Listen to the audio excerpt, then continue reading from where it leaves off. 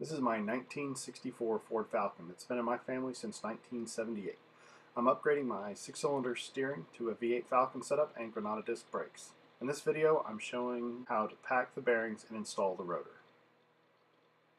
There are a few different ways to do this. You can put some grease in your hand and just take the bearing and kind of bite off a little chunk like that until it comes up through the top here.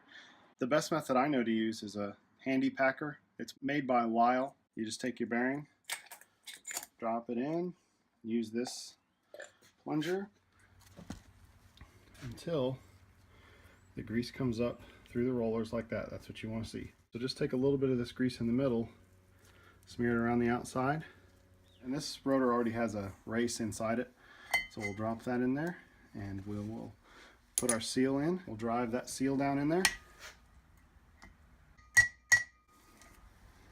and that's it. The next thing we're going to do is clean the rotors, and they come with a coating, oil, kind of a greasy, oily coating to keep it from rusting.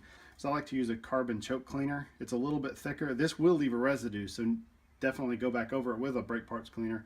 But this will help dissolve some of that oil and stuff. So we'll spray just a little bit on here.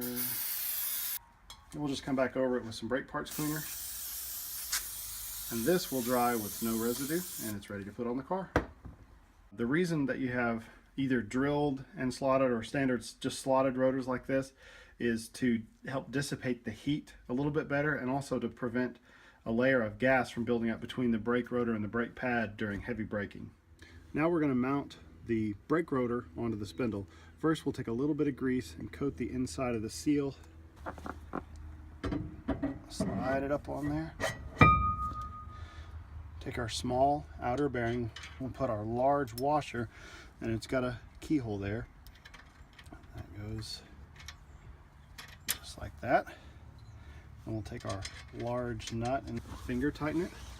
I'm going to torque it to about 25 foot-pounds while I'm rotating the wheel in the opposite direction.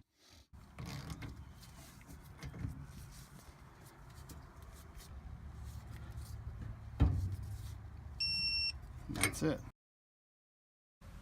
Now this is way too tight to leave it, so we'll loosen it up. What I like to do is just leave it alone, finger tighten it,